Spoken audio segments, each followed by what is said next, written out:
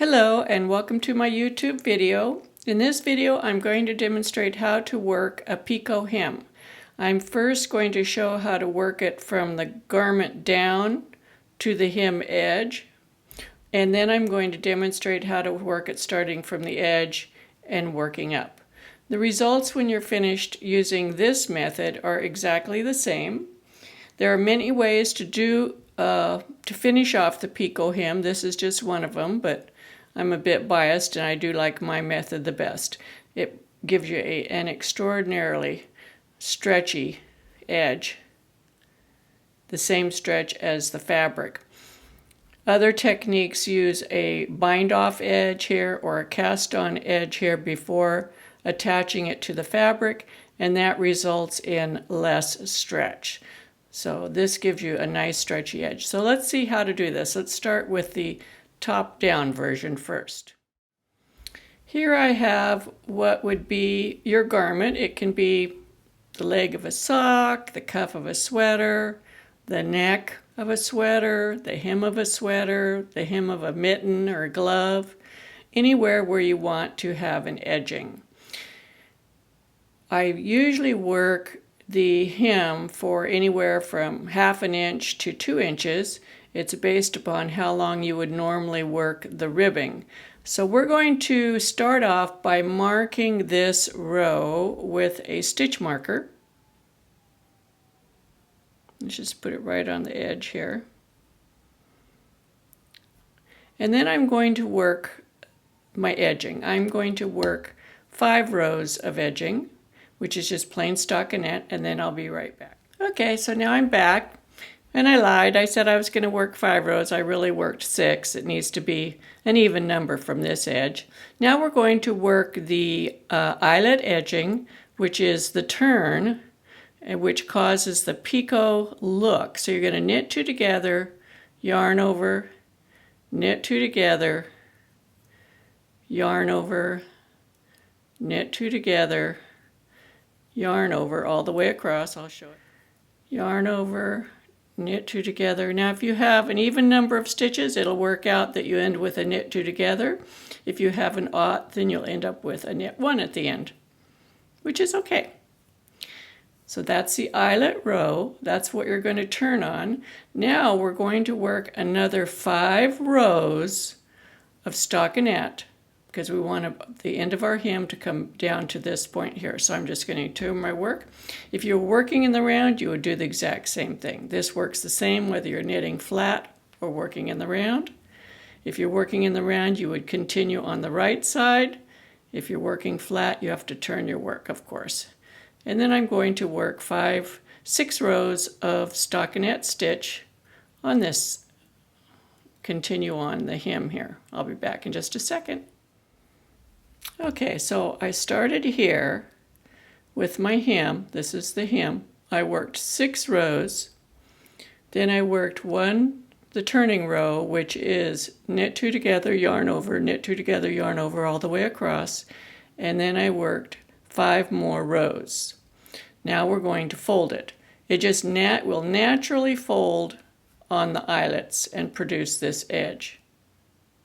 So what we're going to do at this point, you would cut the yarn, leaving the tail about 4 times the width of this plus a little bit of extra, and use this tail for securing these stitches down to the fabric. You would fold here, and most directions tell you to more or less whip stitch the stitches down to this edge. I'm going to show you an invisible method that is really, really nice. But I'm going to use a contrast color and yarn so that you can see what I'm doing. I'm using this contrast yarn on a tapestry needle, and you can see where we've folded it, just it naturally folds there, more or less matches this stitch that we marked on the edge here. What we're going to be using on this side of the fabric, on the wrong side, we're going to be using these smiles.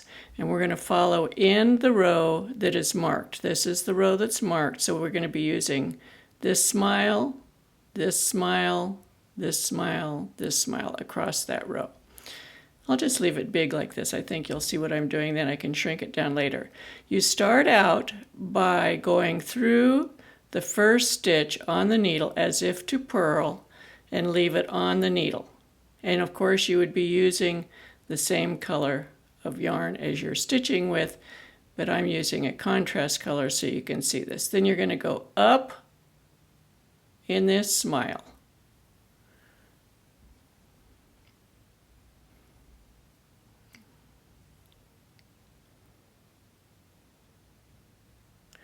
Then you're going to come down in the smile next to it. So you're following along this line, this ridge. Now you're going to come up to the needle. Let's make this a little bit bigger. And you're going to take that first stitch off as if to knit. This is just like the Kitchener stitch. And go through this stitch as if to purl. Then we're going to be going through the same smile that we just went through. Right here. We're going to be going through it again, up,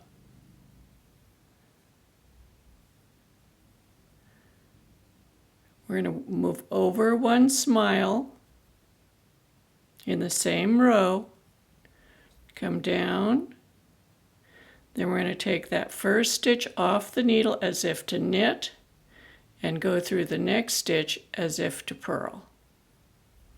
Does this remind you of Kitchenering on like the toe of a sock? But what we're doing over here is duplicate stitch. Then we're going to go up in the same smile we used previously, come down in the smile right next to it, snug it up a little bit, take the first stitch off as if to knit onto the tapestry needle, turn and go through the next stitch as if to purl and pull your yarn all the way through. Then you're going to go through this smile, up, then down,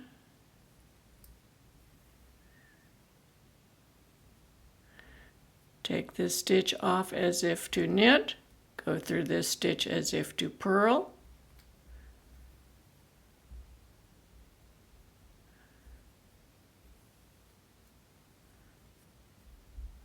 snug it up a little bit, go through this smile. Each smile will be used twice.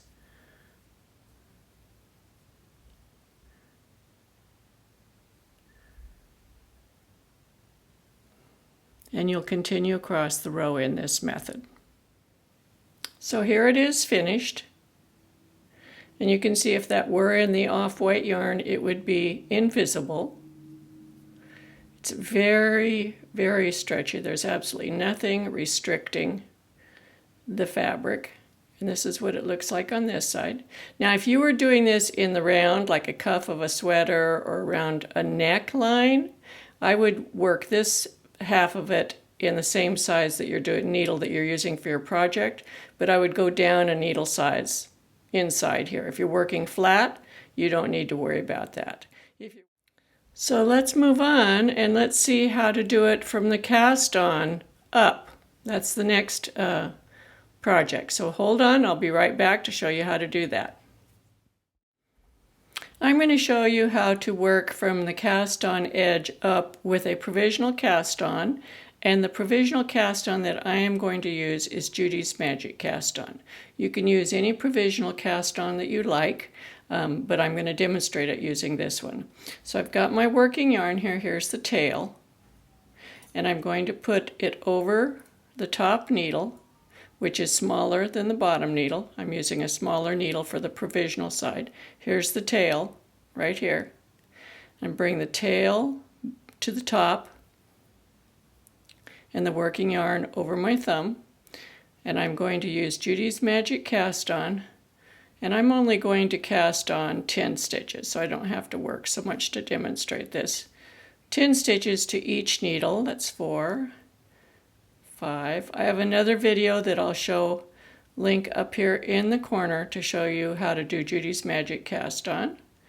2, 4, 6, 2, 4, 5, 2, 4, 6. Let's do 8, 7, 7, 8, 8. This is the tail yarn. You bring it in front of the working yarn, turn the needles,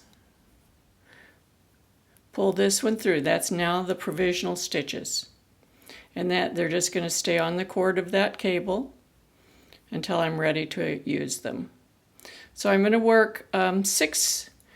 I'm going to count that as row 1 and this is row 2. I'm going to work 4 more rows of stockinette stitch on this needle. I'm just going to let the needle that's resting with the provisional stitches stay down there. I'm not going to be working those stitches. So I'm going to work 3 more rows and I'll be back. Okay, so we've finished our rows. We have 6 rows here, a turning row, 5 more rows, and these stitches are on the cable of this needle. At this point, we're going to pull them up onto the needle itself, onto the barrel of the needle. We're going to fold the work at the hem. It will just naturally fold at that picot line, and we're going to work these stitches together. 1 stitch from the front, 1 stitch from the back, as knit 2 togethers across the row. And that's what joins the front and the back of the hem together invisibly. So we're just going to work a knit 2 together, knit 2 together, and I've got the tail down in between them. That's okay. That'll hide that tail. Let's see this a little bit bigger. Knit 2 together. Whoops. We're on the right side of the work now. This will be the finished side. The part that's on the back needle is the back of the hem.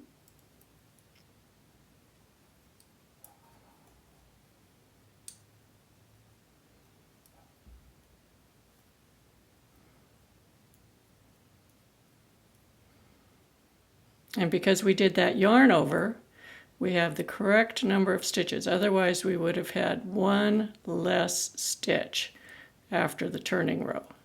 We had to have 1 yarn over for each knit 2 together. So now we've got the 2 pieces joined, and at this point we would just continue knitting in stockinette.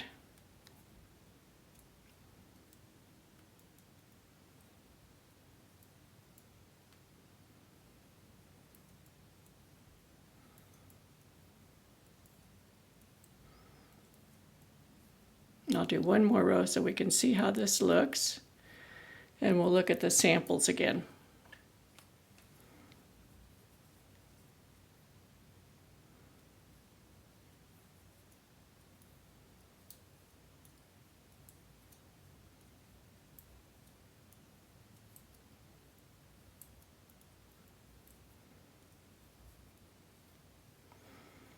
If you want to close up the edges, you can carefully whip stitch them together invisibly so you don't have open ends on the edge. But see, this looks very, very nice. Isn't that a cute little edging? And this is how it looks on the inside. Let's look at these samples again that we started out with. This is the one we just did, where it started with the edge of the hem worked up, turned, and onto the right side of the fabric. This one started on the right side of the fabric, turn, work the hem, and stitch it down by hand with the tapestry needle. And they look exactly the same. If you enjoy my videos, be sure to give me a thumbs up, subscribe to my YouTube channel. I'm going to try something new this time. I'm going to put the written directions for both of these swatches on my blog. Did you know I have a blog? It's knittingsuzanne.com, and if you go over there, there's a link to it down in the description here, but also if you just go to knittingsuzanne.com, I think that's it. I'll write it down up here. I'm going to put the written directions for this. Let me know if you like that. Let me know if you like this video. Give me some comments down there, and we'll see you next time. Bye-bye.